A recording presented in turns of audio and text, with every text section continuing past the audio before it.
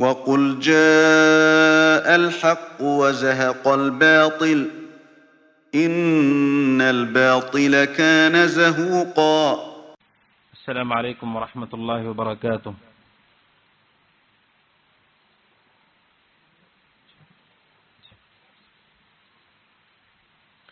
الحمد لله رب العالمين، وصلى الله وسلم وبارك على عبده ورسوله محمد وعلى آله وصحبه أجمعين وعلى من تبعهم بإحسان إلى يوم الدين. أما بعد،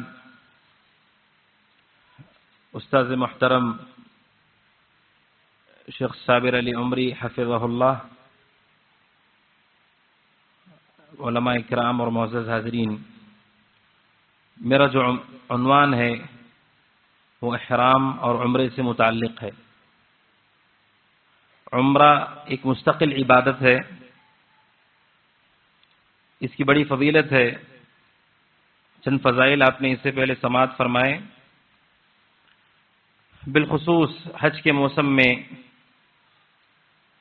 جو عمرے کا ذکر آتا ہے اس کی وجہ یہ ہے کہ حج تین طرح سے ہوتا ہے.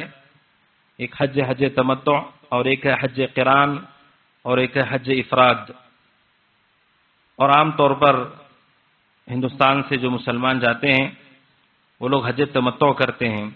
حج تمتع کا مطلب ہے پہلے عمرہ کرتے ہیں، عمرہ سے فارغ ہونے کے بعد وہ حلال ہو جاتے ہیں، اپنا احرام اتار دیتے ہیں، پھر 8 تاریخ کو حج کی نیت کے ساتھ احرام پہنتے ہیں اور اپنے حج کے اعمال شروع کرتے ہیں. تو چونکہ حج تمتع میں پہلے عمرہ ہوتا ہے اور پھر حج ہوتا ہے، اس اعتبار سے یہ بہت اہم ہے کہ ہم عمرے کے احکام و مسائل سیکھیں. اور دوسرا، وہ لوگ جو مستقل، چونکہ حج کے دن مخصوص ہیں، حج سال میں انہی دنوں میں آتا ہے جبکہ عمرہ سال بھر میں ہوتا رہتا ہے، لہٰذا اس اعتبار سے بھی عمرے کے احکامات ہم کو معلوم ہونے چاہیے تاکہ ہم عمرہ صحیح ڈھنگ سے ادا کریں. اور اپنی گفتگو شروع کرنے سے پہلے میں 2 چیزیں آپ کے سامنے ذکر کرنا چاہتا ہوں. وہ یہ ہے کہ جو حج پر جانے والے لوگ ہیں انہیں چاہیے سب سے پہلے اپنی نیت کی اصلاح کریں. ہمارا مقصود اللہ تعالیٰ کو راضی کرنا ہے، اللہ تعالیٰ کا تقرب ہے، اللہ تبارک و تعالیٰ کو خوش کرنا ہے، اجر و ثواب کے حقدار بننا ہے، جنت اللہ تبارک و تعالیٰ ہمیں عطا کرے، یہ ہماری خواہش ہو. اس نیت سے ہمارا حج کا سفر ہو، اس کے علاوہ کوئی اور مقصود ہمارے دل میں نہ ہو. اس لیے کہ نبی اکرم صلی اللہ علیہ وسلم نے فرمایا، انما الاعمال بالنیات، اعمال کا دار و مدار انسان کی نیت پر ہوتا ہے. لہذا نیت ہوگی تو اسی طرح عمل پر اجر بھی اللہ تعالیٰ عطا کرے گا. نیت اگر نہیں ہوگی، عمل کرنے کے بعد بھی اجر سے محروم ہو جائیں گے. لہذا نیت ہو، ہمارے اندر اخلاص ہو، اس نیکی کے کرنے کا جذبہ ہو، اللہ کا تقرب مقصد ہو. اور دوسری چیز ہے متابعت، کہ نبی اکرم صلی اللہ علیہ وسلم کے طریقے پر وہ عبادت ہو. اس لیے کہ صرف جذبہ، نیت، اچھی خواہش یہ کافی نہیں ہے. جب تک طریقہ نبی صلی اللہ علیہ وسلم کا نہیں ہوگا عبادت قبول نہیں ہوگی. اسی لیے حضرت عائشہ صدیقہ رضی اللہ تعالیٰ عنہ کہتی ہیں، من عمل عملا لیس علیہ امرنا فہو رد. تو کوئی ایسا عمل کرتا ہے جو شریعت میں نہیں ہے تو وہ مردود ہے. یہ 2 حدیثیں اعمال کا دار و مدار نیت پر ہے، اور دوسرا وہ عمل جو شریعت میں نہیں وہ مردود ہے.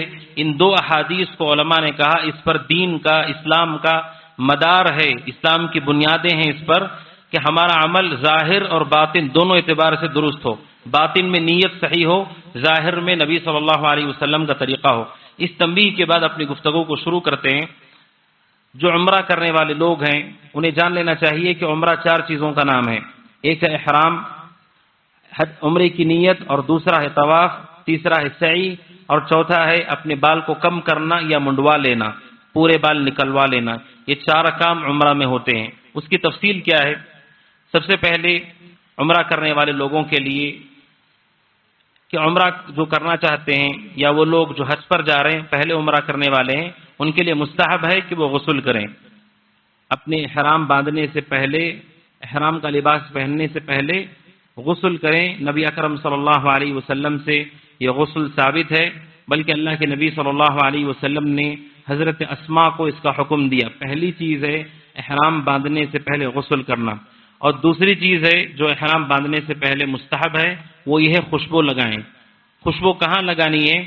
خوشبو اپنے احرام پر نہیں لگانا ہے، خوشبو آپ اپنے جسم پر لگا سکتے ہیں، اپنے بالوں میں لگا سکتے ہیں، داڑھی میں لگا سکتے ہیں، عام طور پر عرب کے لوگوں کا یہ طریقہ ہے، آج بھی وہ لوگ اپنے داڑھی کے بالوں میں بھی خوشبو لگاتے ہیں، اور حضرت عائشہ صدیقہ رضی اللہ تعالیٰ عنہا نے نبی اکرم صلی اللہ علیہ وسلم کے سر پر خوشبو لگائی تھی، اور آپ کے احرام باندھنے کے بعد بھی وہ اثر باقی رہ گیا تھا، لہٰذا مستحب ہے کہ آپ کو یہ خوشبو لگائیں احرام باندھنے سے پہلے۔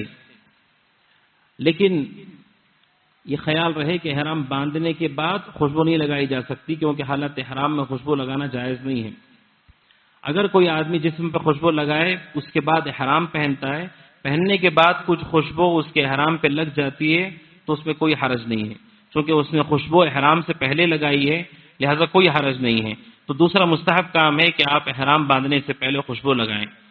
اور تیسری چیز یہ ہے جو مستحب ہے کہ آپ کا احرام کسی نماز کے بعد ہو۔ نبی اکرم صلی اللہ علیہ وسلم نے جب حج کیا، حج قران آپ نے کیا تھا، تو صلاۃ الظہر کے بعد اللہ کے نبی صلی اللہ علیہ وسلم نے نیت کی تھی اور آپ نے تلبیہ پکارا تھا۔ اس لیے اہل علم کہتے ہیں بہتر ہے کہ کسی نماز کے بعد آپ کا احرام ہو۔ لیکن کیا احرام کے لیے کوئی مستقل 2 رکعت نماز ہے؟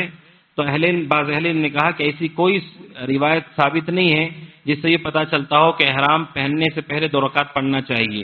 لیکن اگر ایسا ہوا کوئی فرض نماز کا وقت ہے پھر آپ احرام باندھ رہے ہیں تو گویا کہ آپ نے نبی صلی اللہ علیہ وسلم کی مشابہت کی اس عمل میں، کیونکہ آپ نے بھی ظہر کے بعد احرام باندھا تھا۔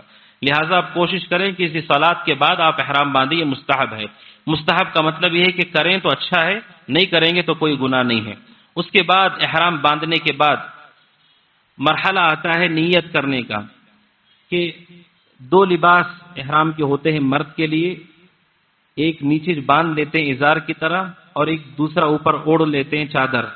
2 لباس ہوتے ہیں، یہ مردوں کے لیے۔ عورتوں کے لیے کوئی لباس نہیں ہے احرام کا، جو وہ لباس پہنتی ہے وہی لباس ہے۔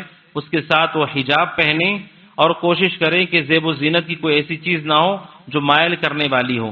ویسے بھی زیب و زینت کے ساتھ گھر سے نکلنا شرعاً درست نہیں ہے، چاہے جائے کہ اس نیکی کے اطاعت کے سفر میں کوئی خاتون ایسا برقع پہنے، ایسا لباس پہنے جو زیب و زینت والا ہو، مردوں کو اپنی طرف مائل کرنے والا ہو، ایسا نہیں ہونا چاہیے۔ خواتین کا کوئی احرام کا خاص لباس نہیں ہے، سفید اوڑھنیاں اوڑھنا، سفید دوپٹے اوڑھنا، ایسا کوئی لباس نہیں ہے، وہ مردوں کے لیے ہے۔ عورتوں کے لیے یہ کہ وہ عام جو لباس پہنتی وہی پہنے، پوری طرح سے وہ حجاب کریں۔ بس ایک چیز ہے جو ان کا احرام ہے، وہ یہ ہے کہ اپنے چہرے کو اور اپنے ہاتھوں کو کھلا رکھیں۔ ہاتھوں سے مراد یہ ہتھیلیاں اگلی اور پچھلی، یہ 2 چیزیں کھلی رکھیں، چہرہ اور ان کی ہتھیلیاں وہ کھلی رکھیں، یعنی دستانے نہ پہنیں اور نقاب نہ پہنیں۔ یہ 2 چیزیں ہیں جو عورتوں کا احرام ہے۔ مردوں کا احرام کیا ہے؟ مردوں کا احرام یہ ہے کہ وہ پورے لباس کو اتار دیں، کوئی لباس ان کے اوپر نہ رہے سوائے 2 چادروں کے، ایک اسے وہ لپیٹ لیں گے نیچے اور ایک اپنے اوپر ڈال لیں گے۔ کوئی لباس نہ پہننے سے مراد ہے کوئی نہ پہنے، کوئی بھی لباس جو اندر ہم پہنتے ہیں وہ لباس بھی نہیں پہننا چاہیے۔ بعض لوگ وہاں پہنچ کر کہتے ہیں، شرم اور حیا کی وجہ سے وہ پوچھے نہیں ہوتے علماء سے، جب وہاں پہنچتے تو پتہ چلتا ہے کہ اندر کا لباس انہوں نے نہیں اتارا ہے، اندر لباس پہن کے پھر اوپر سے انہوں نے احرام باندھ لیا ہے۔ تو یاد رکھیں احرام سے پہلے پورا لباس آپ کو اتار دینا ہے، کوئی لباس نہیں پہننا ہے سوائے 2 چادروں کے، ایک آپ نیچے باندھ لیں گے، ایک اوپر اوڑھ لیں گے۔ یہ مردوں کا احرام ہے۔ احرام کب باندھنا چاہیے؟ احرام میقات سے پہلے باندھنا چاہیے، میقات پر باندھنا چاہیے۔ میقات کیا ہے؟ اللہ کے نبی صلی اللہ علیہ وسلم نے حج کرنے والوں کے لیے، عمرہ کرنے والوں کے لیے جگہیں طے کی ہیں، وہاں پہنچ کر نیت کرنی ہوگی عمرہ کی یا حج کی، اس سے پہلے نیت نہیں ہوگی اور اس سے پہلے احرام میں آدمی داخل بھی نہیں ہوگا۔ وہ خاص جگہیں ہیں، ہندوستان سے جو لوگ جاتے ہیں، جدہ ان کی فلائٹ اترتی ہے، اس میں جو ان کا میقات ہوتا ہے اس میقات پر ان کو نیت کرنی ہوتی ہے۔ لیکن مسئلہ یہ ہے کہ فلائٹ میں احرام پہننا مشکل ہے، سارے لوگوں کا احرام پہننا مشکل ہے، اس لیے اہل علم نے کہا کوئی حرج نہیں، ہم اپنے گھر میں ایئرپورٹ پر نہا دھو کر خوشبو لگا کر اپنا احرام پہن لیں، لیکن ہم احرام میں داخل نہیں ہوں گے۔ وہ صرف آپ کا لباس ہے، آپ بال نکال سکتے ہیں، خوشبو لگا سکتے ہیں، آپ خوشبو سونگھ سکتے ہیں، سر چھپا سکتے ہیں، کب تک؟ جب تک فلائٹ میں آپ اس مقام تک نہیں پہنچ جاتے جسے میقات کہا جاتا ہے، جہاں اللہ کے نبی صلی اللہ علیہ وسلم نے طے کیا ہے کہ وہیں سے حج یا عمرہ ہو سکتا ہے۔ تو جب آپ ایئرپورٹ پہ لباس پہنیں گے، گھر پر لباس پہنیں گے احرام کا، تو آپ احرام میں آئیں گے نہیں، بس وہ آپ کا لباس ہے، آپ نے اپنے آپ کی مدد کرنے کے لیے وہ پہنا ہے۔ جب آپ فلائٹ میں بیٹھیں گے اور فلائٹ میقات کے محاذات تک پہنچے گی، جہاں میقات ہے، جہاں سے آپ کو نیت کرنی ہے، کیسے پتہ چلے گا؟ عام طور پر فلائٹ میں اعلان کیا جاتا ہے، لہٰذا آپ چوکنا رہیں اور متنبہ رہیں کہ آپ کو اسی جگہ پر نیت کرنی ہے، اور یہ واجب ہے کہ میقات پر نیت ہونی چاہیے، یہ واجب ہے۔ اگر میقات چھوٹ گیا، آگے جا کر کوئی جدہ ایئرپورٹ پہ اتر کے لبیک اللہم عمرتن کہتا ہے، اس نے ایک واجب کو چھوڑ دیا، وہ گنہگار ہوگا۔ لہذا احرام باندھنے کے بعد جب آپ فلائٹ میں بیٹھیں گے، جیسے ہی میقات پر پہنچیں گے، آپ کو اعلان کیا جائے گا، بتایا جائے گا کہ ہم لوگ میقات پر پہنچنے والے ہیں یا اوپر کے حصے میں ہیں، اس وقت آپ کو نیت کر لینی ہے۔ تو گویا کہ میقات پر پہنچنے کے بعد ہماری نیت ہوگی۔ نیت کیا ہے؟ نیت دل کے ارادے کا نام ہے کہ ہم دل سے ارادہ کر رہے ہیں کہ ہم عمرہ کرنے والے ہیں، ہم حج کرنے والے ہیں، اور اس کا آپ پختہ ارادہ کرتے ہوں اور یہ چاہتے ہوں کہ اللہ تعالیٰ کا تقرب مجھے ملے، اللہ تعالیٰ کی رضامندی ملے، یہی نیت ہے، یہی نیت ہے۔ نیت زبان کے کلمات کا نام نہیں ہے، نیت دل کے ارادے کا نام ہے۔ جیسے ہی آپ میقات پر پہنچیں، آپ کو بتایا جائے کہ ہم میقات پر پہنچ گئے، اس موقع پر آپ کو دل میں نیت کر لینی ہے۔ دل میں نیت کرنے کے بعد آپ کو مسنون کلمات ادا کرنے ہیں، وہ کہنا ہے آپ کو لبیک اللہم عمرتن، کہ میں عمرہ کرنے کے لیے حاضر ہوں۔ تو زبان سے کلمات ادا کر رہے ہیں جیسے نبی اکرم صلی اللہ علیہ وسلم سے ثابت ہے۔ یہ کہنے کے بعد آپ کو تلبیہ پکارنا شروع کر دینا ہے، لبیک اللہم لبیک، لبیک لا شریک لک لبیک، ان الحمد والنعمت لک والملک لا شریک لک۔ تو گویا کہ آپ کی نیت، دوسرا لبیک اللہم عمرتن، پھر آپ نے تلبیہ پکارا لبیک اللہم لبیک، اس طرح سے آپ احرام میں پوری طرح داخل ہو گئے مسنون اعمال کے ساتھ۔ اب آپ کے اوپر چند پابندیاں ہیں، جب تک آپ عمرے سے فارغ نہیں ہو جاتے ان پابندیوں پر آپ کو باقی رہنا ہے۔ کیا پابندیاں ہیں وہ؟ سب سے پہلے پابندی ہے سر یا جسم کے کسی بھی حصے سے جان بوجھ کر بال آپ نہیں نکال سکتے۔ جب آپ نے احرام پہن لیا، نیت کر لی، کلمات بھی کہہ دیے، جب تک آپ عمرہ کر کے فارغ نہیں ہوں گے آپ اپنے سر کے بال نہیں نکال سکتے، یا جسم پر کہیں پر بھی بال ہیں اسے نہیں نکال سکتے، یہ جائز نہیں ہے، اس کا خیال رکھیں، پہلی چیز۔ دوسری چیز، ناخن نہیں تراش سکتے، ناخن نہیں کٹ کر سکتے جب تک آپ احرام سے فارغ نہ ہو۔ بال نکالنے کے حوالے سے بعض لوگ غلو کرتے ہیں کہ انہیں کھجلی ہوتی ہے تو وہ کھجاتے نہیں ہیں، ایسا نہیں ہے، یہ تکلف ہے۔ حضرت عائشہ صدیقہ رضی اللہ تعالیٰ عنہ کو پتہ چلا کہ کچھ لوگ ایسا کہتے ہیں کہ حرام کی حالت میں آدمی کو کھجلی ہو تو کھجانا نہیں چاہیے، کھجائیں گے تو 2-3 بال ٹوٹ جائیں گے۔ حضرت عائشہ صدیقہ نے اس کو ناپسند کیا، انہوں نے کہا اگر میں ہاتھ سے نہیں کھجا سکتی تو اپنے پیر سے میں کھجاؤں گی۔ یعنی کہنے کا مطلب ان کا یہ ہے کہ ایسی کوئی چیز دین میں نہیں ہے، آدمی کو کھجلی ہو رہی ہو وہ کھجا سکتا ہے، کوئی حرج نہیں۔ اور بعض لوگ نہاتے نہیں ہیں، حالت حرام کے بعد نہانا جائز ہے۔ اگر کسی کا حرام گندا ہو گیا ہے، پسینے سے وہ پریشان ہو گیا، وہ اترنے کے بعد حرم میں جا کے جو حمامات ہیں وہاں نہا سکتے ہیں، یا ہوٹل میں اتر رہے ہیں ہوٹل میں نہا سکتے ہیں۔ کچھ لوگ نہیں نہاتے، کیا کہتے ہیں نہائیں گے تو چند بال ٹوٹ جائیں گے، اس کی کوئی حاجت نہیں ہے، اس ایسے تکلف کی کوئی ضرورت نہیں ہے، آپ غسل بھی کر سکتے ہیں۔ بس جان بوجھ کر آپ اپنے سر کے، داڑھی کے، جسم کے بال نہ نکالیں، دوسرا ناخن نہ نکالیں۔ لیکن اگر ناخن ٹوٹ جاتا ہے اسے نکال کر پھینک سکتے ہیں، اس میں کوئی مسئلہ نہیں ہے۔ تیسری چیز، خوشبو نہیں لگا سکتے حالت حرام میں، جب تک آپ ہیں عمرہ پورا نہیں ہوگا آپ کا، خوشبو نہیں لگا سکتے، خوشبو لگانا جائز نہیں ہے۔ البتہ کچھ لوگ کیا کرتے ہیں، خوشبودار چیزیں پیتے ہیں، چائے کے اندر خوشبو ملی ہوئی ہے اور اس کو پی رہے ہیں، خوشبودار شیمپو استعمال کرنا، خوشبودار صابن استعمال کرنا، کیا یہ چیزیں جائز ہیں؟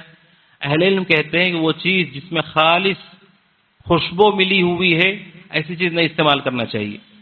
جیسے کیسے پتہ چلے گا؟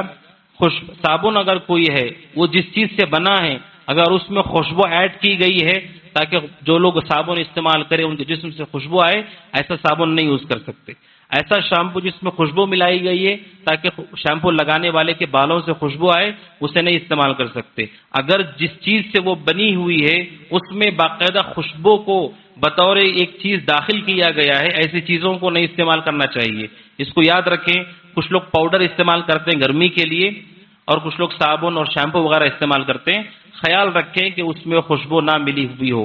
اگر خوشبودار نہیں ہے تو اگر کوئی شیمپو استعمال کرتا ہے، صابن استعمال کرتا ہے، کوئی حرج نہیں۔ اسی طرح وہ جو کھانے میں خوشبو ہوتی ہے یا پھلوں میں خوشبو ہوتی ہے، یہ خوشبو منع نہیں ہے، اس کے استعمال میں کوئی حرج نہیں۔ بعض لوگ جان بوجھ کر خوشبو سونگتے ہیں، ہم لوگ حالت احرام میں ہو سکتا ہے اچھی خوشبو والا وہاں سے گزر جائے، جان بوجھ کر نہیں سونگنا چاہیے، اس سے علماء نے منع کیا ہے۔ عرب کے لوگوں کے اندر عادت ہے، وہ اپنی کمائی کا ایک حصہ خوشبو پہ لگاتے ہیں۔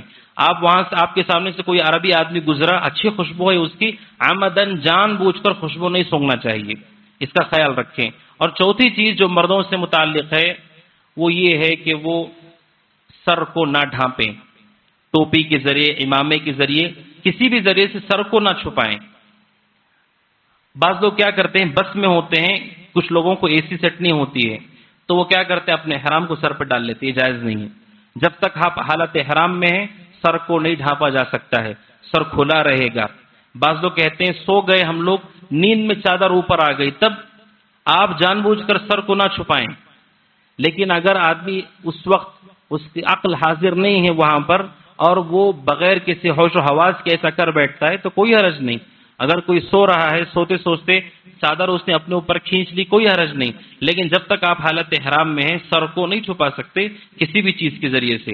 لیکن یہاں پر بعض اہل علم نے یہ چیز ذکر کی ہے، سر کو چھپانے سے مراد ایسی چیز جو آپ کے سر سے جڑی ہوئی ہو، وہ چیز جو آپ کے سر سے جڑی ہوئی نہیں ہے اس سے سر کو آپ سایہ دے سکتے ہیں، جیسے کوئی چھاتا استعمال کرنا چاہتا ہے، کوئی حرج نہیں۔ کوئی یہ نہ سمجھے کہ میرا سر چھپ رہا ہے اس سے، کیوں؟ کیونکہ نبی صلی اللہ علیہ وسلم جب آپ حج کے لیے آ رہے تھے، آپ کے اوپر صحابہ نے چادر سے سایہ کیا تھا آپ کے سر کے اوپر۔ اس سے اہل علم نے کہا اگر کوئی چھاتا اپنے اوپر پکڑ لیتا ہے کوئی حرج نہیں۔ اسی طرح خیموں کے اندر آنا، خیمے کے اوپر بھی چھت بنی ہوئی ہوتی ہے، اس میں کوئی حرج نہیں، کیونکہ اللہ کے نبی صلی اللہ علیہ وسلم کے لیے خیمہ لگایا گیا جس میں آپ رہتے تھے حج کے ایام میں۔ لہٰذا جو منع ہے، جڑی ہوئی چیز جیسے ٹوپی ہے، امامہ ہے، ایسی کوئی چیز، چادر ہے، ایسی چیزوں سے سر کو نہیں چھپانا چاہیے۔ واضح ہے انشاءاللہ۔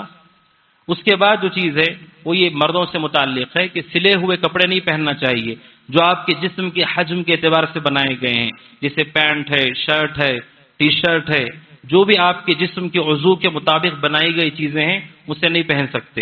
بعض لوگ یہ سمجھ لیتے ہیں کہ جس میں دھاگا لگا ہوا ہو وہ چیز بنا ہے، ایسا نہیں ہے۔ آپ کے جسم کے سائز کے مطابق کوئی بھی چیز بنی ہو، چاہے وہ ساکس ہوں، چاہے وہ ہاتھ کے دستانے ہوں، چاہے وہ ٹی شرٹ ہو، جو بھی چیز مردوں کے عضو کے اعتبار سے سلی ہوئی ہے وہ چیز نہیں پہن سکتے ہیں۔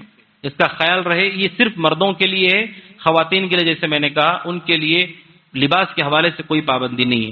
اور چھٹی چیز ہے جانوروں کا شکار، جنگلی جانوروں کا شکار منع ہے، یہ حالت احرام میں اللہ عز و جل نے اس سے منع کیا ہے۔ اور ساتویں چیز منگنی کرنا اور نکاح کرنا۔ حالت احرام میں جب تک آپ احرام میں ہیں آپ نکاح نہیں کر سکتے اور منگنی نہیں کر سکتے۔ نکاح تو واضح ہے، منگنی کا کیا مطلب ہے؟ شریعت میں منگنی کا تصور ایسے نہیں ہے جیسے ہمارے سماج میں ہے۔ شریعت میں منگنی کا مطلب یہ ہے کہ کوئی بھی آدمی کسی خاتون سے نکاح کے لیے پیشکش کرتا ہے، درخواست دیتا ہے، اس کے حوالے سے کوشش کرتا ہے، یہی منگنی ہے۔ اپنی نکاح کے لیے کوشش کرتا ہے کہ اس کی بات ہو جائے، یہ منگنی ہے۔ حالت احرام میں نکاح کا پیغام بھیجنا اور نکاح کرنا یہ منع ہے، اس کا بھی خیال ہونا چاہیے۔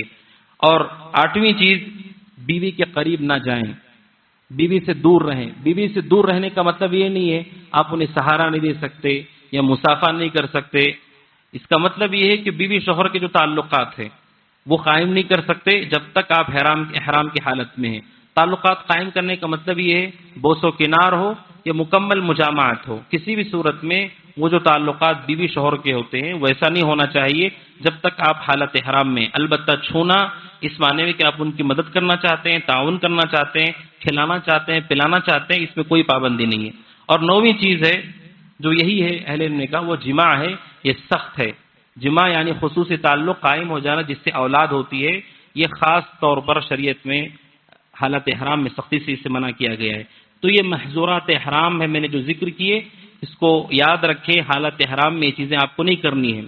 خواتین سے متعلق جو چیزیں ہیں میں نے ذکر کیا کہ خواتین کو چہرے اور اپنے ہاتھوں کو کھلا رکھنا ہے۔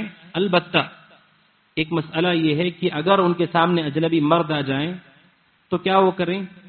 چونکہ نقاب نہیں ہے چہرے پر، تو حضرت عائشہ صدیقہ یا دیگر صحابیات سے جو وارد ہے وہ یہ ہے کہ اپنے ساتھ دوپٹہ رکھیں، دوپٹہ رکھیں۔ جیسے ہی کوئی اجنبی مرد آپ کے سامنے آ جائے دوپٹے کو نیچے کھینچ لیں، جیسے وہ چلا جائے اوپر کر لیں اس کو۔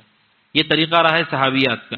نقاب نہیں لگا سکتی، البتہ دوپٹہ اپنے ساتھ رکھ سکتی ہیں، جس سے آپ چہرے کو چھپا لیں، گزرنے کے ساتھ اس کو آپ اٹھا سکتے ہیں۔ تو یہ حالت احرام میں نہ کرنے والے اعمال ہیں کہ آپ ان چیزوں سے پرہیز کریں، ان چیزوں سے دور رہیں۔ ایک اہم مسئلہ ہے حالت احرام میں وہ شرط لگانے کا ہے کہ کچھ لوگ جن کو خوف ہے کہ میرا عمرہ پورا نہیں ہو سکتا، میرا حج پورا نہیں ہو سکتا، کیوں؟ بیماری کے سبب، لا قدر اللہ لا سمح اللہ، ہم میں سے کوئی ایسا بیمار ہے جس کو لگتا ہے کہ میری بیماری کی وجہ سے میرے پورے کام نہیں ہو سکتے، ان لوگوں کے لیے خصوصی تعلیم یہ ہے وہ احرام کی نیت کرتے ہوئے یہ شرط لگا دے، اللہم محلی حیث حبستنی، کہے کہ اللہ میں وہاں پر حلال ہو جاؤں گا جہاں تو مجھے روک لے۔ اگر کوئی یہ کلمات کہہ لیتا ہے، اس کے بعد اللہ نہ کرے اس کا حج پورا نہ ہو، عمرہ پورا نہ ہو، تو وہ گنہگار نہیں ہوگا، دوسرا اس پہ کفارہ نہیں ہوگا۔ شریعت میں کفارہ ہے کہ اگر آپ مخالفت کرتے ہیں چند چیزوں کی تو اس پہ کفارہ دینا ہوتا ہے۔ اس کا بھی کفارہ ہے کہ کوئی آدمی حرام باندھے اپنے عمل کو پورا نہ کرے، یہ جائز نہیں ہے، لیکن اگر کوئی شرط رکھ لیتا ہے تو اس کے لیے جائز ہے، جیسا کہ حضرت زبیعہ رضی اللہ تعالیٰ عنہ اللہ کے نبی کے پاس آئیں، انہوں نے کہا اللہ کے نبی میں بیمار ہوں، میں عمل کرنا چاہتی ہوں، میں کیسے کروں؟ آپ نے کہا تم احرام باندھو اور شرط رکھ لو، اے اللہ جہاں تو مجھے روک لے گا وہاں میں حلال ہو جاؤں گا یا ہو جاؤں گی۔ تو اس شرط کے ساتھ آپ نکلتے ہیں تو اللہ نہ کرے کوئی بیمار ایسا ہو، کسی کے ساتھ کوئی حادثہ ہو گیا جس کی وجہ سے آگے وہ اعمال پورے نہیں کر سکا، تو اس پہ کوئی گناہ اور کوئی کفارہ نہیں ہے۔ اور وہیں پر جو تلبیہ سے متعلق احکامات ہیں ان میں سے پہلی بات یہ ہے کہ جب جیسے میں نے کہا میقات سے آپ کو تلبیہ کہنا شروع کر دینا ہے، تلبیہ لبیک اللہم لبیک، اس کو تلبیہ کہا جاتا ہے۔ تلبیہ کیسے کہنا چاہیے؟ تلبیہ زور آواز سے کہنا چاہیے، بلند آواز سے کہنا چاہیے۔ نبی اکرم صلی اللہ علیہ وسلم کے صحابہ جب آپ کے ساتھ نکلے تو وہ بالکل چیخ کر کے تلبیہ پکارتے تھے، لہٰذا بہت آواز بلند کر کے آپ تلبیہ پکارے، یہ مردوں کے لیے۔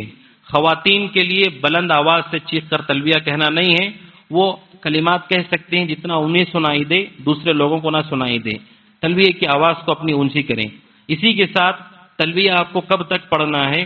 جب تک آپ کعبۃ اللہ نہیں پہنچ جاتے۔ جیسے آپ کعبۃ اللہ پہنچ جائیں گے آپ کو تلبیہ کہنا بند کر دینا ہے، یعنی میقات سے لے کر جب تک آپ کعبۃ اللہ کے سامنے نہیں پہنچ جاتے طواف کے لیے مسلسل آپ کو لبیک اللہم لبیک تلبیہ پکارتے رہنا ہے۔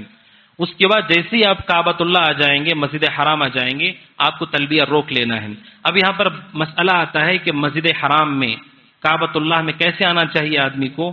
نبی اکرم صلی اللہ علیہ وسلم مکہ کو صبح کے وقت آئے تھے، اگر کوئی صبح کے وقت مکہ کو آ سکتا ہے اچھی بات ہے۔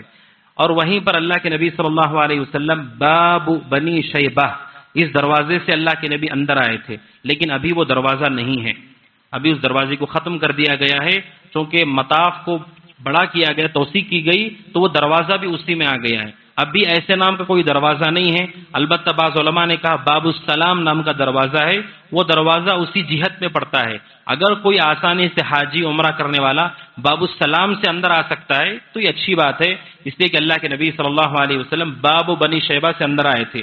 لیکن یہ سب چیزیں واجب نہیں ہیں۔ مسجد حرام میں آپ داخل ہوں تو کیسے داخل ہوں گے؟ سیدھا پیر رکھ کے اندر داخل ہوں اور مسجد میں پڑھنے کی دعا جیسے آپ عام مسجدوں میں پڑھتے ہیں وہی دعا مسجد حرام کی بھی ہے۔ اور خصوصی وضاحت میں کر دوں، حج میں خصوصی اعمال کے ساتھ خصوصی دعائیں ہیں، لہٰذا ہر حاجی کو، ہر عمرہ کرنے والے کو چاہیے ان کو یاد کر کے جائے۔ آپ یاد نہیں کر کے جائیں گے آپ کے اعمال میں وہ خشوع خضوع نہیں رہے گا جو ان لوگوں کے اعمال میں ہوتا ہے جنہیں وہ چیزیں حفظ ہیں۔ آپ دیکھیں گے کہ لوگ جن کو یاد ہے وہ پوری لذت کے ساتھ ایمانی کیفیت کے ساتھ پڑھ رہے ہیں، جنہوں نے یاد نہیں کیا وہ کتابوں کو دیکھ رہے ہیں، موبائل فون میں دیکھ رہے ہیں۔ لہٰذا آپ نے پیسہ خرچ کیا ہے، اپنے وقت کو بھی خرچ کیجئے اور ان چیزوں کو یاد کیجئے جو چیزیں آپ کو حالت سفر میں مشروع کی گئی ہیں۔ مسجد میں داخل ہوں سیدھا پیر رکھ کے وہ جو دعا مشروع ہے، جانے کے ساتھ ہی جیسے کعبۃ اللہ پہ آپ کی نظر پڑے گی، کیا کعبۃ اللہ کو دیکھنے کے ساتھ دعا کرنا درست ہے؟ کیا وہاں پر ہاتھ اٹھانا چاہیے؟ نبی اکرم صلی اللہ علیہ وسلم سے ایسی کوئی تعلیم وارد نہیں ہے کہ آپ نے کعبۃ اللہ کو پہلی مرتبہ دیکھا تو آپ نے ہاتھ اٹھایا ہو یا آپ نے وہاں پر کھڑے ہو کر دعا کی ہو۔ البتہ بعض صحابہ سے یہ ثابت ہے، حضرت عبداللہ بن عباس، حضرت عمر بن خطاب وغیرہ سے، لہٰذا اگر کوئی کعبۃ اللہ کو دیکھ لیتا ہے، دیکھنے کے ساتھ اپنے ہاتھ کو اٹھاتا ہے، اللہم انت السلام و منک السلام فحینا ربنا بالسلام، تو یہ صحابی رسول سے ثابت ہے، کہہ سکتے ہیں، کوئی حرج نہیں، لیکن یہ اللہ کے نبی صلی اللہ علیہ وسلم سے مرفوعاً ثابت نہیں ہے۔ کوئی دعا یہ پڑھتا ہے، کوئی حرج نہیں، سیدھے آپ کو جانا ہے کعبۃ اللہ کے پاس۔ جیسے آپ جانتے ہیں کعبۃ اللہ کے 4 کونے ہیں، ایک کونے پر حجر اسود کو لگایا گیا ہے۔ حجر اسود جانتے ہیں وہ پتھر ہے، ابھی پتھر پوری طرح سالم نہیں ہے، وہ اس پتھر پہ کئی طریقے کی آزمائشیں ہوئی، جس کی وجہ سے ابھی اس کے کچھ ٹکڑے باقی ہیں۔ وہ جو چیز آپ چاندی کی برتن کی نما آپ کو نظر آتی ہے تصویروں میں، وہ حجر اسود نہیں ہے، اس کے اندر چند ٹکڑوں کو نصب کیا گیا ہے، چپکایا گیا ہے، وہ حجر اسود ہے۔ تو حجر اسود کے کونے کے پاس جیسے ہی آپ جائیں، وہاں سے آپ کا طواف شروع ہوتا ہے۔ یہ پہلا عمل ہے احرام کے بعد جو آپ کے عمرے کے لیے انتہائی ضروری ہے۔ آپ کیسے پہچانیں گے کہ آپ حجر اسود کے پاس آ گئے؟ اس کے 2 طریقے ہیں۔ پہلا طریقہ یہ ہے کہ اس پہ حجر اسود کو لگایا گیا ہے، چاندی نما برتن آپ کو دکھے گا جو تصویروں میں آپ نے دیکھ کر رکھا ہے، جہاں پر لوگوں کی بھیڑ ہوتی ہے، لوگ چھونے کے لیے وہاں پر جمع ہوئے ہوتے ہیں۔ ایک دوسرا، حکومت نے بالکل اسی کے محاذات میں ہری لائٹیں لگائی ہیں، گرین لائٹیں لگائی ہیں۔ آپ کہیں سے بھی مسجد میں دیکھیں گے وہ گرین لائٹیں آپ کو نظر آئیں گی، جو یہ بتاتی ہیں کہ بالکل حجر اسود کے سامنے کی جہت میں ہے۔ تو آپ کو اس گرین لائٹ کو فالو کرنا ہے۔ مسجد میں جانے کے بعد آپ جیسے دیکھیں گرین لائٹ ہے تو آپ کو وہاں پہنچ جانا ہے۔ پہنچنے کے بعد مردوں کو کیا کرنا ہے؟ اپنے احرام اجتباع کرنا ہے۔ اجتباع کا مطلب ہے اپنے احرام کی سیدھی جانب کو رائٹ ہینڈ سے احرام کے کپڑے کو ہٹائیں، اس کو بغل کے نیچے سے لیں اور اپنے لیفٹ کندھے پر ڈال لیں، اپنے بائیں کندھے پر ڈال لیں۔ اس کو کہتے ہیں اجتباع، تاکہ آپ کا سیدھا ہاتھ کھلا رہے اور آپ کا بایاں ہاتھ لیفٹ ہینڈ کعبۃ اللہ حجر اسود کی طرف رہے اور آپ کا کھلا ہوا ہاتھ گرین لائٹوں کی طرف ہو۔ اس طرح سے آپ کو کھڑے ہونا ہے طواف کے چکر شروع کرنے کے لیے۔ واضح ہے انشاءاللہ؟ بات سمجھ میں آ رہی ہے کہ جیسے آپ وہاں پہنچیں اپنے سیدھے ہاتھ کو کھول لینا، یعنی پوری طرح سے کندھے کو کھلا رکھنا ہے اور لیفٹ طرف آپ کو اپنا احرام ڈال لینا ہے۔ ڈال لینے کے بعد آپ کو 3 چیزیں آپ کر سکتے ہیں اگر یہ ممکن ہو۔ پہلی چیز آپ کے لیے اگر ممکن ہے تو آپ جائیں حجر اسود کو بوسہ دیں، اگر یہ ممکن ہے، اور یہ عام طور پر ممکن نہیں ہے، بہت شدید بھیڑ ہوتی ہے وہاں۔ اگر یہ ممکن نہیں، دوسری چیز جو مسنون ہے کہ کوئی آدمی اسے چھو کر اپنے ہاتھ کو بوسہ دے دے، یہ بھی ممکن نہیں ہے۔ تیسری چیز ہے کوئی عصا، کوئی لکڑی آپ کے پاس ہے، لکڑی سے حجر اسود کو چھوئیں اور اس کو بوسہ دے دیں۔ یہ تینوں چیزیں ہیں، اگر ہو سکے تو ٹھیک ہے، نہیں ہے تو چوتھی چیز جو سارے لوگوں کے لیے، سارے حجاج معتمرین کے لیے، وہ یہ ہے کہ وہ حجر اسود کے رخ ہو کر اپنے سیدھے ہاتھ کو اٹھائیں اور کہیں اللہ اکبر، اللہ اکبر۔ یہ کافی ہے انشاءاللہ۔ یہاں سے آپ کا طواف شروع ہوگا۔ حضرت عبداللہ بن عمر نے بسم اللہ بھی کہا ہے، بسم اللہ اللہ اکبر، لہذا اگر کوئی بسم اللہ اللہ اکبر کہتا ہے کوئی حرج نہیں۔ اللہ اکبر اللہ کے نبی صلی اللہ علیہ وسلم نے کہا ہے۔ لہذا آپ کو طواف کیسے شروع کرنا ہے؟ کندھا کھول کر حجر اسود کے رخ ہو کر سیدھا ہاتھ اٹھانا ہے اور کہنا بسم اللہ اللہ اکبر، اور پھر آپ کو چکر شروع کرنے ہیں۔ ایک چکر کیسے شمار ہوگا؟ 7 چکر آپ کو لگانے ہیں۔ حجر اسود اگر اس کو مان لیا جائے، یہاں سے شروع ہو کر واپس آپ یہاں آئیں گے، 1 چکر ہوگا وہ۔ اس طرح آپ کو 7 چکر پورے کرنے ہیں۔ بعض لوگ کیا غلطی کرتے ہیں، گرین لائٹ یہاں ہوتی ہے، تھوڑا اور آگے چلے جاتے ہیں، تو وہ چکر نہیں مانا جائے گا، گویا کہ 6 چکر ہوئے اس کے، چکر حجر اسود ہی سے مانا جائے گا۔ لہذا اس کا خیال کریں، گرین لائٹ کو بھی دیکھیں، حجر اسود کو بھی دیکھیں، تاکہ آپ آگے نہ ہو جائیں۔ وہاں سے آپ اپنا چکر شروع کریں۔ چکر میں یہ جو ہاتھ کھلا رکھنے والی بات ہے، یہ صرف مردوں کے لیے، عورتوں کے لیے ایسی کوئی بات نہیں۔ چہرہ اور ہاتھ ان کا کھلا رہے گا، وہ بھی بسم اللہ اللہ اکبر کہہ کے اپنے طواف کو شروع کریں گے۔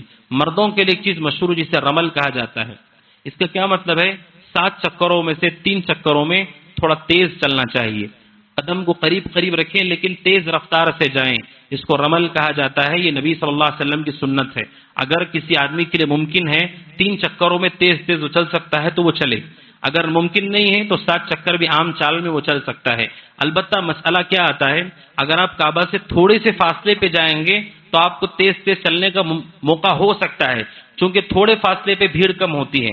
لوگ کیا کرتے ہیں، کعبۃ اللہ کے قریب ہونے کے لیے اس عمل کو چھوڑ دیتے ہیں۔ تو یہ اہل علم کے درمیان مسئلہ ہے کہ کیا کوئی آدمی کعبۃ اللہ کے قریب ہونے کے لیے اس سنت کو چھوڑ سکتا ہے جو 3 چکروں میں تیز چلنے والی سنت ہے؟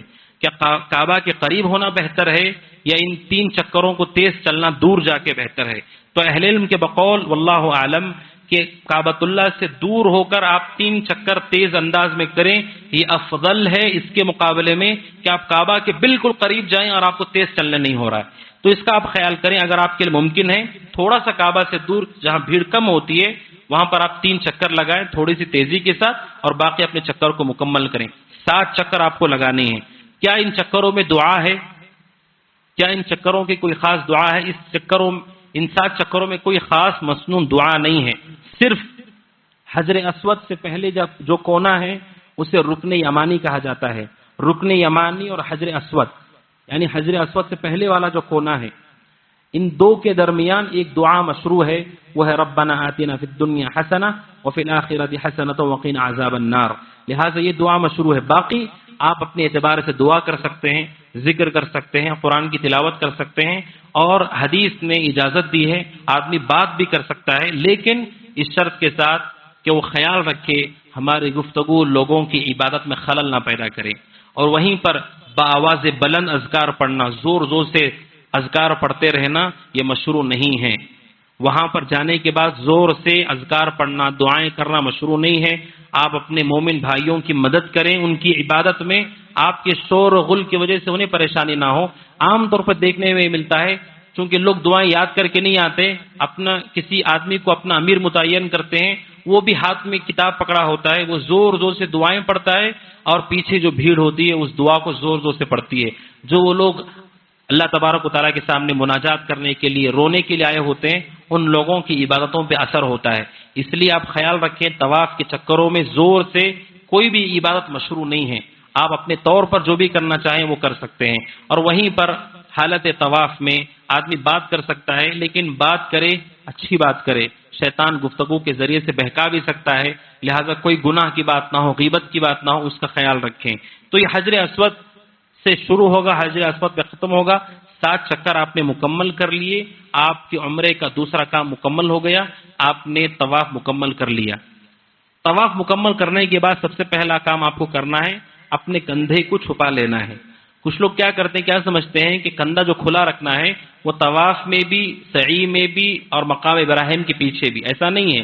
وہ صرف طواف کے دوران ہے، وہ بھی عمرہ کی اس طواف میں مشروع کیا گیا ہے، یا وہ طواف جو طواف زیارہ جس کو کہا، جو طواف مشروع کیا گیا ہے عمرہ کرنے والوں کے لیے، اور وہ لوگ جو حج سے پہلے عمرہ کرتے ہیں ان لوگوں کے لیے۔ لیکن وہ لوگ جو طواف افادہ کرنے والے ہیں، 10 تاریخ کو جو طواف ہوتا ہے اس میں ایسی کوئی چیز نہیں ہے، یا طواف وداع ہے، الوداعی طواف ہے، اس میں بھی ایسی کوئی چیز نہیں ہے۔ تو یہ جو طواف ہے، طواف مکمل ہونے کے ساتھ اپنے کندھوں کو آپ چھپا لیں، اس کے بعد مقام ابراہیم کے پاس جائیں۔ مقام ابراہیم کیا ہے؟ حضرت ابراہیم علیہ السلام کے قدموں کے نشان ہیں، سنہری جالیوں کی طرح آپ کو دکھے گا، ایک پنجرے کی مثل، اس میں حضرت ابراہیم کے پیروں کے نشانات ہیں، پیروں کے 2 نشانات ہیں۔ وہاں آپ کو اس کے پیچھے جانا ہے، جانے کے بعد آپ کو 2 رکعت نماز پڑھنی ہے، اور جاتے ہوئے کہنا ہے واتخذوا من مقام ابراہیم مصلی، یہ کہہ کر آپ کو مقام ابراہیم کے پیچھے جانا ہے۔ اگر بھیڑ ہونے کی وجہ سے آپ کو مقام ابراہیم کے پیچھے جگہ نہیں ملتی ہے، مسجد میں جہاں بھی آپ پڑھیں گے آپ کی نماز صحیح ہے، لہٰذا آپ وہاں پر جائیں اور کھڑے رہیں، لوگوں کو پریشانی ہو، تکلیف ہو، اور آپ کی عبادت میں تاخیر ہو رہی ہے، اس کی کوئی حاجت نہیں ہے۔ آپ جہاں آپ کو جگہ ملے وہاں پر آپ پڑھ سکتے ہیں۔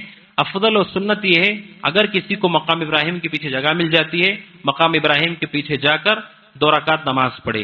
2 رکعت نماز میں کیا پڑھنا ہے؟ پہلی رکعت میں قل یا ایھا الکافرون، اور دوسری رکعت میں قل ھو اللہ احد۔ یہ 2 رکعت ہلکی سی رکعتیں ہیں، ان رکعت کو پڑھ لینا ہے، لہٰذا آپ کا عمل ابھی مطاف میں پورا ہو گیا، اب آپ کو سعی کی طرف نکل جانا ہے۔ لیکن یہاں پر ایک مسئلے کی وضاحت کر دوں کہ بعض احباب کندھا کھلا رکھ کر نماز پڑھتے ہیں، یہ غلطی۔ دوسری غلطی یہ ہے کہ وہ پڑھنے کے بعد وہیں بیٹھ جاتے ہیں، یہ درست نہیں ہے۔ یہ سنت آپ کے لیے نہیں ہے، سارے مسلمانوں کے لیے ہے۔ آپ کی سنت پوری ہو گئی، آپ کو چاہیے کہ آپ اپنے بھائیوں کی مدد کریں، آپ انہیں سنت پڑھنے کا موقع دیں۔ وہاں پر بیٹھ کر لوگ ذکر کر رہے ہیں، دعائیں کر رہے ہیں، کعبۃ اللہ کو دیکھ رہے ہیں، کوئی تو فون لگائے ہوئے ہے، یہ چیزیں مناسب نہیں ہے، یہ مومن کے اخلاق نہیں ہے۔ آپ کی سنت پوری ہو گئی، آپ اپنے بھائی کی فکر کیجئے۔ اگر آپ اس کی جگہ پر ہوتے، آپ کی بھی خواہش ہوتی کہ آدمی اٹھ جائے اور میں سنت پڑھ لوں۔ جب آپ بیٹھے ہوئے ہیں، آپ کو موقع مل گیا، آپ نے سنت پڑھ لی، فوراً آپ اس جگہ کو چھوڑ دیں تاکہ دوسرے مومنوں کی مدد ہو اعمال صالحہ میں۔ اس کے بعد جیسے ہی آپ نماز پڑھ کے نکلیں گے، آپ کے لیے مسنون ہے آپ چاہیں تو زمزم کا پانی پی لیں، وہاں پر زمزم کے کین لگے ہوئے ہیں، نل بھی ہے وہاں پر، زمزم کا پانی پی لیں، اور کچھ پانی اپنے سر پہ آپ بہانا چاہیں، سر پہ ڈال لینا چاہیں تو وہ بھی ڈال سکتے ہیں۔ نبی صلی اللہ علیہ وسلم سے ثابت ہے، آپ نے زمزم پیا مقام ابراہیم کے پیچھے نماز پڑھنے کے بعد، اور تھوڑا سا پانی سر پہ بھی ڈال لیا۔ ایسا کوئی کرتا ہے اس میں کوئی حرج نہیں ہے۔ یہ کرنے کے بعد، زمزم کا پانی پینے کے بعد اور سر پر پانی ڈال لینے کے بعد آپ کا جو کام باقی رہتا ہے وہ سعی کا ہے۔ لیکن یہاں پر اہل علم نے ذکر کیا ہے کہ روایتوں سے ظاہر ہوتا ہے کہ اللہ کے نبی صلی اللہ علیہ وسلم نے زمزم پینے کے بعد واپس آپ حجر اسود کے پاس آئے تھے، واپس سے آپ حجر اسود کے پاس آئے تھے اور حجر اسود کو آپ نے چھوا تھا۔ اگر کسی کے لیے ممکن ہو زمزم پینے کے بعد سر پہ پانی ڈال لینے کے بعد واپس آ کر حجر اسود کو چھو سکتا ہے تو وہ چھو لے، یہ اللہ کے نبی صلی اللہ علیہ وسلم ثابت ہے۔ اگر کسی کے لیے ممکن نہیں ہے اور عام طور پر بھیڑ کے سبب اب لوگ زمزم پینے کے بعد واپس حجر اسود کی طرف آنے لگیں تو لوگ کافی مشکل ہو سکتی ہے، لہٰذا ایسی کوئی چیز واجب ہی نہیں ہے، اگر میسر ہے تو ٹھیک ہے، ورنہ زمزم پینے کے بعد آپ سعی کے لیے نکل جائیں۔ سعی کیا ہے؟ صفا مروہ کے چکر لگانے کو سعی کہا جاتا ہے۔ اب چونکہ پہاڑ موجود نہیں ہے، پہاڑ کو ختم کر دیا گیا ہے، تھوڑی سی اس کی بقایا ہیں جو باقی ہیں جن کو محفوظ کیا گیا ہے، اور صفا میں تھوڑی سی اونچائی رکھی گئی ہے، مروہ پہ تھوڑی سی اونچائی رکھی گئی ہے، درمیان میں بالکل چٹیل زمین ہے جس پہ آپ اطمینان سے چل سکتے ہیں۔ جیسے آپ صفا کے پاس آئیں، آپ کو صفا کے قریب آ کر یہ آیت پڑھنی ہے، ان الصفا والمروۃ من شعائر اللہ فمن حج البيت او اعتمر فلا جناح عليه ان يطوف بهما ومن تطوع خيرا فان الله شاكر عليم۔ یہ پڑھنے کے بعد آپ کو کہنا ہے ابدأ بما بدأ اللہ به، اس کے بعد آپ کو صفا کو جانا ہے، جو چکر شروع ہوگا وہ صفا سے شروع ہوگا۔ اگر کوئی آدمی مروہ پہ جاتا ہے، کبھی ایسا ہوتا ہے بھیڑ کی وجہ سے وہاں جو شرطہ پولیس ہوتی ہے وہاں سے نہیں چھوڑ رہی، کسی اور جانب سے چھوڑ رہی، دوسری جانب سے اگر وہ جاتا ہے مروہ پہ پہنچتا ہے تو مروہ سے چل کر وہ صفا پہ آئے گا تو یہ چکر نہیں شمار ہوگا، کیونکہ چکر صفا ہی سے شروع ہو سکتا ہے۔ اگر کوئی مروہ پہ پہنچ گیا بھیڑ کی وجہ سے، یا اسے معلوم نہیں کہاں شروع ہو رہا ہے، غلطی سے مروہ پہ آ گیا تو مروہ سے صفا جب آئے گا یہ چکر نہیں مانا جائے گا۔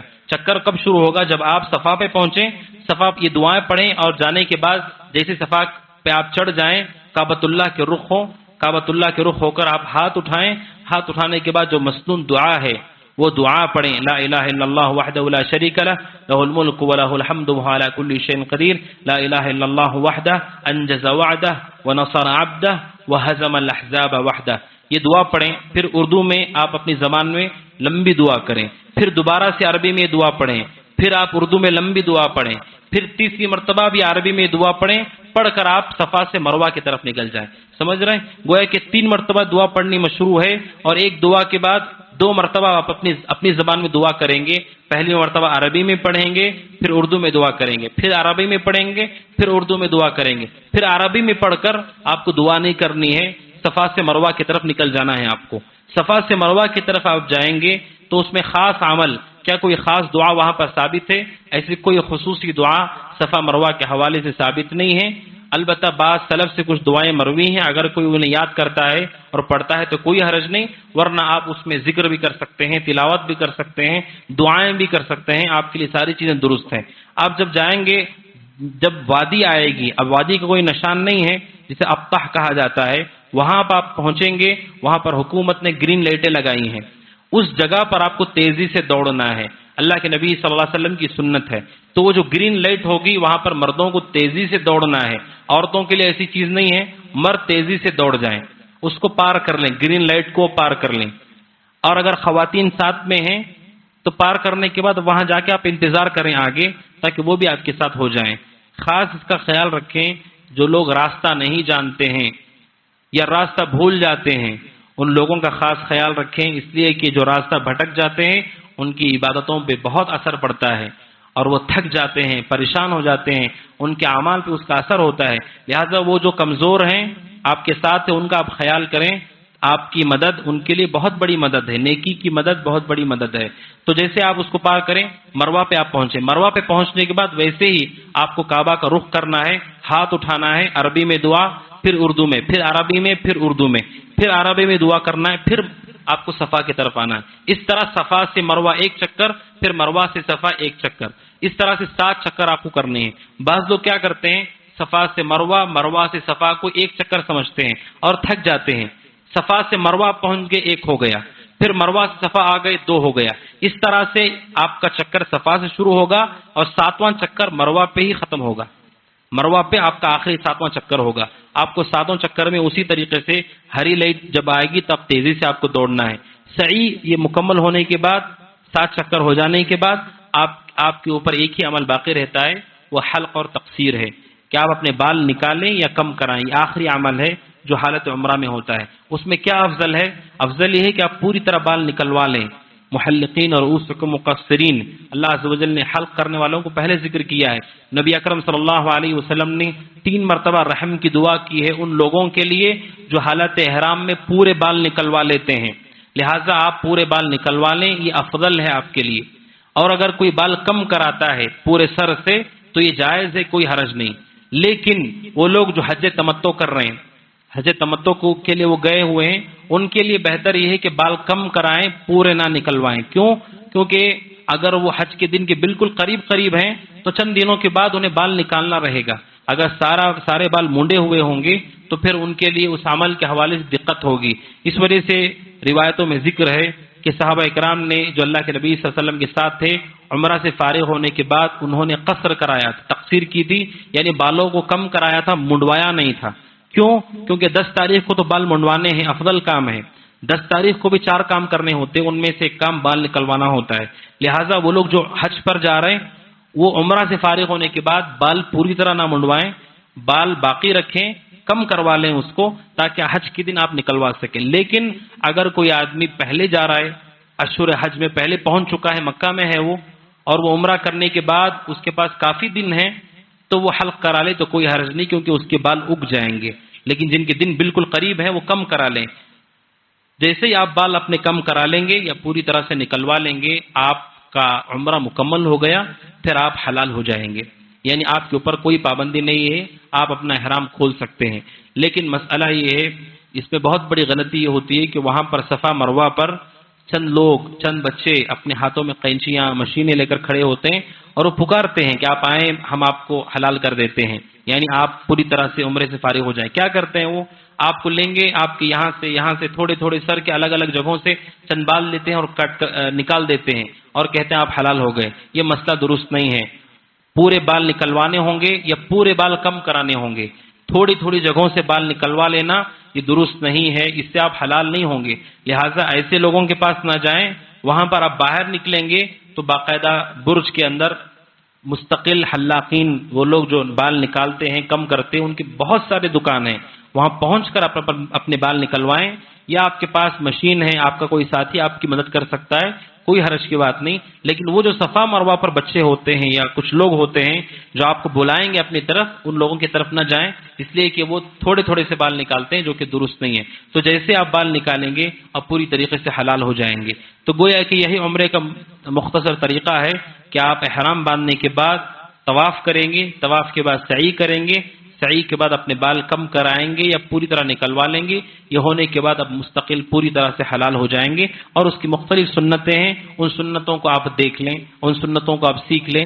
اسی کے ساتھ ساتھ وہ لوگ جو حج کرنے والے لوگ ہیں انہیں چاہیے کہ چند چیزوں کا خیال رکھیں۔ ان میں سے ایک اہم چیز ہے، آپ جاتے ہوئے جس طرح سامان سفر کی فکر کر رہے ہیں، لباس کی، کھانے کی اور پیسے کی، سب سے اہم فکر آپ کی ہونی چاہیے آپ کے پاس علم ہو۔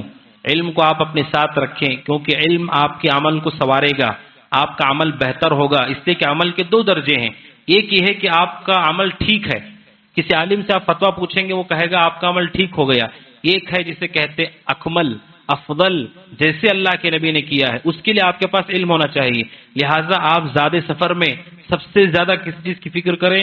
آپ کے پاس علم ہو، اچھی طرح آپ کو معلوم ہو کہ مجھے اب کون سا عمل کرنا ہے اور نبی صلی اللہ علیہ وسلم نے کیسے کیا ہے، یہ آپ کے پاس علم ہونا چاہیے۔ اور دوسری چیز، وہاں پر بھیڑ ہونے کی وجہ سے حکومت کی طرف سے کچھ تعلیمات ہوتی ہیں، ان کو فالو کریں، شرطا سے، پولیس سے آپ نہ بھیڑیں، ان کے ساتھ بحث و تکرار نہ کریں، وہ آپ ہی کے رہنمائی کے لیے، آپ کی مدد کے لیے وہاں پر کام پر معمور ہوتے ہیں، دن رات وہ لوگ محنت کرتے ہیں، لہٰذا آپ ان کا پورا تعاون کریں، انشاءاللہ آپ معذور ہوں گے۔ اور تیسری اہم چیز ہے کہ آپ کے ساتھ حالت سفر میں جو پڑھنا جانتے ہیں چند اچھی کتابیں آپ کے پاس ہونی چاہیے جو آپ کو آپ کے مقصد کو یاد دلائیں کہ آپ کیوں آئے ہیں، اور جو فضیلت ہے حج اور عمرہ کی وہ فضیلت آپ پڑھیں تاکہ وہاں جانے کے بعد وہ چیزیں یاد آئیں، آپ کے عمل میں بہتری ہو۔ یہ اہل علم کی نصیحتیں ہیں جو اہل علم میں حج کرنے والوں کو کی ہیں۔ اسی کے ساتھ ساتھ جسے میں نے ابتدا میں ذکر کیا، وہ لوگ جو حج یا عمرے پر جانے والے ہیں انہیں چاہیے کہ وہ اپنے نیتوں کی اصلاح کریں،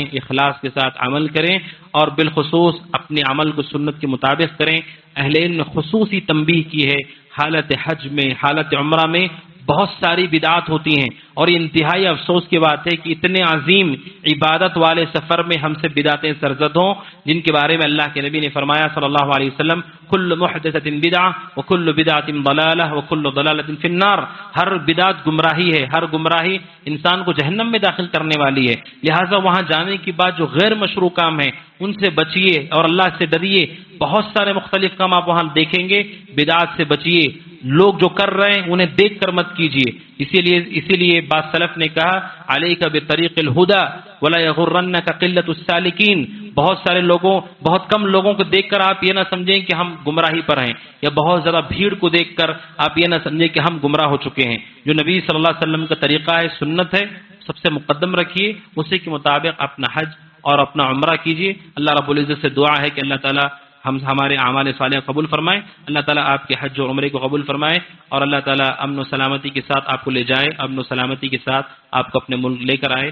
اقول قولی هذا واستغفر الله لي ولكم، هذا وصلى الله وسلم على نبينا محمد وعلى آله وصحبه أجمعين، والسلام عليكم ورحمة الله وبركاته۔